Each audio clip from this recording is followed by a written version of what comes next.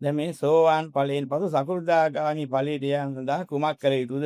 ඉතින් බුදුරන් වහන්සේ ඒක අවස්ථාවේ භික්ෂුන් වහන්සේ අතර සාකච්ඡාවකුත් වුණා. මොනවාද මේ සාකච්ඡාව වෙන්නේ?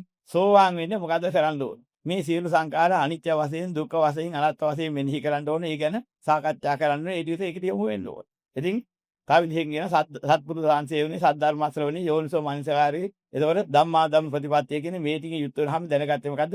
සියලු සංඛාර අනිත්‍යයි දුක්ඛයි අනාත්තයි නැත්නම් පංචස්කන්ධය අනිත්‍යයි දුක්ඛයි අනාත්තයි කියලා මෙනෙහි කිරීම තමයි ඔය පුණ්‍යයන්ගේ යුක්ත වෙලා. ඉතින් අහන සෝවාන් වෙච්ච කෙනා මොකද කරන්න ඕනේ සකෘදාගාමී?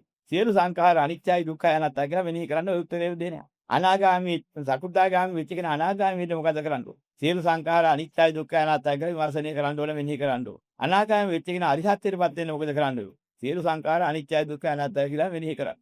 ඕනේ වැඩි වැඩි එතෙන් තියෙනවා. රහතන් වහන්සේ මොකද කරන්නේ? සියලු සංඛාර අනිත්‍යයි දුක්ඛයි අනාත්තයි කියලා මෙනෙහි කරන්න ඕනේ කියලා අහනවා. එයි ඇවැත්නි කටයුතු සියල්ල කරලා ඉවරිච්ච රහතන් වහන්සේට මොනවද තව කරන්න තියෙන්නේ? ඉහාත්ම සුඛ විහරණයට හේතු වෙනවා. සියලු සංඛාර අනිත්‍යයි දුක්ඛයි අනාත්තයි කියලා මේ මෙනෙහි කිරී. තමාලා ලෝකයට යහපතක් වෙනවා. ඒ නිසා උන්වහන්සේ තොඩිය කරනවා. උන්වහන්සේට කරන්න දෙයක් නැහැ කරන ඉවර තමයි. හැබැයි උන්වහන්සේ මෙනෙහි කරන්නේ ඉහාත්ම සුඛ විහරණය සහ ලෝක සත්‍යයට යහපත.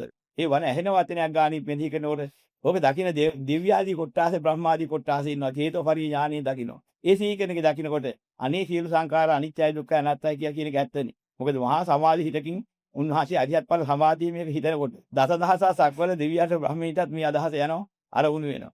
අරමුණු වෙච්චාම අප්‍රමාණ ලෝක සත්වයන්ගේ මනස ධර්මයට පිහිටනවා. මෙන්න මේ වාසනාව දැනගෙන රහතන් වහන්සේ සියලු සංඛාර අනිත්‍යයි දුක්ඛයි අනාත්තයි කියලා නිතර මෙනෙහි කරනවා. එහෙනම් අවසාන දැනගන් කරන්නේ අවසාන ලා කරන්නේ ඔය ටික. ඕකේ තමයි නිවන් දකි.